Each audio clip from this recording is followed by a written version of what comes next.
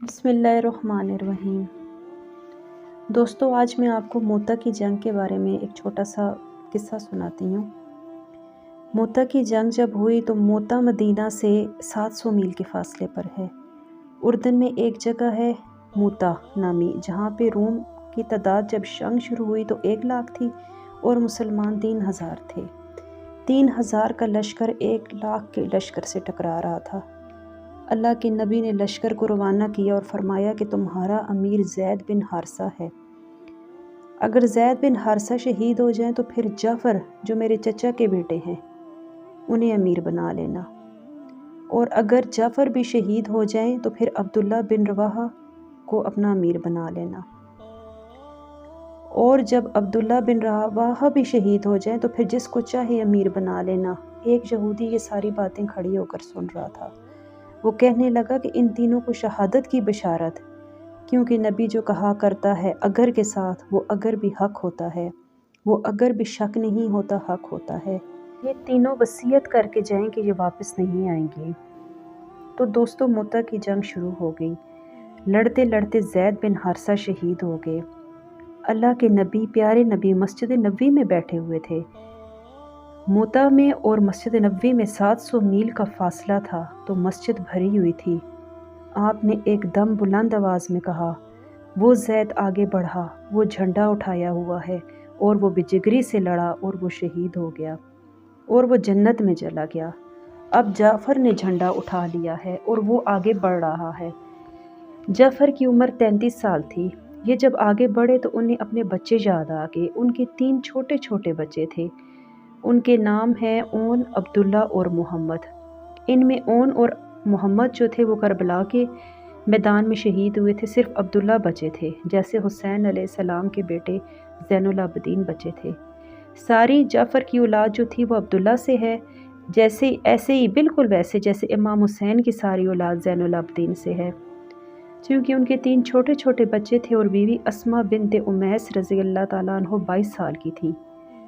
انہیں جب بچوں کا خیال آیا تو وہ فوراً گھوڑے سے اترے اور گھوڑے کے چاروں پیر کاٹ دیے کہ کہیں بچوں کی محبت میں واپس نہ چل پڑوں، اور جھنڈے کو لہرایا اور تلوار کو ہلایا اور فرمایا بلند آواز میں کہ آج روم تیار ہو جاؤ، آج میری تلوار تیرے خون کی پیاسی ہے، اور جنت تو بھی تیار ہو جا، میں تیرے لیے آ رہا ہوں، تم میری استقبال کے لیے تیار ہو جاؤ، اور اے روم تم اپنی موت کے لیے تیار ہو جاؤ۔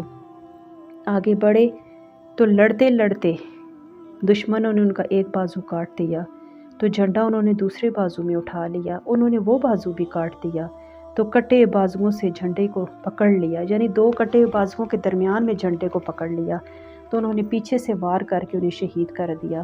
تو آپ نے فرمایا کہ جعفر بھی شہید ہوا اور وہ بھی جنت میں چلا گیا، اور آپ پھر فرمانے لگے بلند آواز میں کہ اب جھنڈا عبداللہ بن رواحہ نے اٹھایا ہے، اور قتال کیا اور قتل ہوا، اور وہ بھی گیا جنت میں۔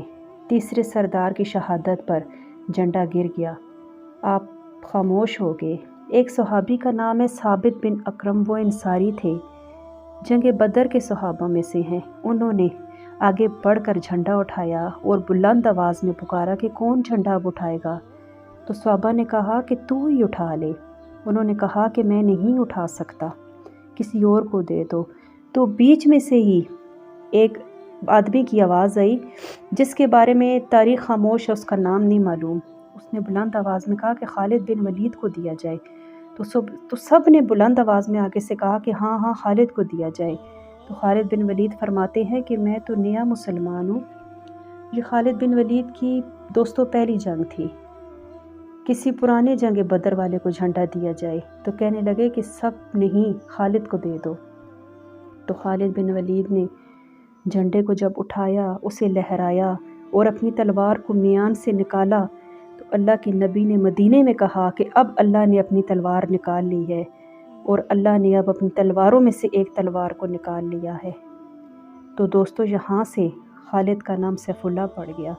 جب یہ مرنے والے تھے تو رونے لگے اور کہنے لگے کہ میں نے 100 سے زیادہ جنگوں میں حصہ لیا، اور میں جو ہوں میری موت پہلی صف میں ہمیشہ میں لڑا کہ میں شہادت پاؤں، مگر آج میں بستر پہ مر رہا ہوں۔ تو علماء لکھتے ہیں کہ خالد بن ولید اگر 100 کی بجائے 1000 جنگوں میں بھی حصہ لیتے، 1000 جنگوں میں بھی شرکت کرتے تو یہ شہید نہیں ہو سکتے تھے۔ یہ سیف اللہ ہیں، اللہ کی تلوار ٹوٹ نہیں سکتی۔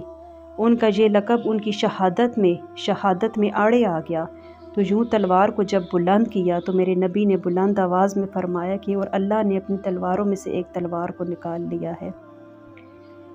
دوستو، 1.25 لاکھ انسانوں کا وہ واحد مجمع نبیوں کے بعد جن کو زندگی میں مرنے سے پہلے اللہ نے وعدہ کر دیا کہ اے میرے نبی، میرا وعدہ ہے میں تیرے تمام صحابہ کو جنت عطا کروں گا۔ اور بدر والوں کے لیے اللہ کے نبی نے کہا کہ میرے اللہ کا فرمان ہے، بدر والے جو مرضی ہے کریں، میں ان کی بخشش میں نے ان کی کر دی۔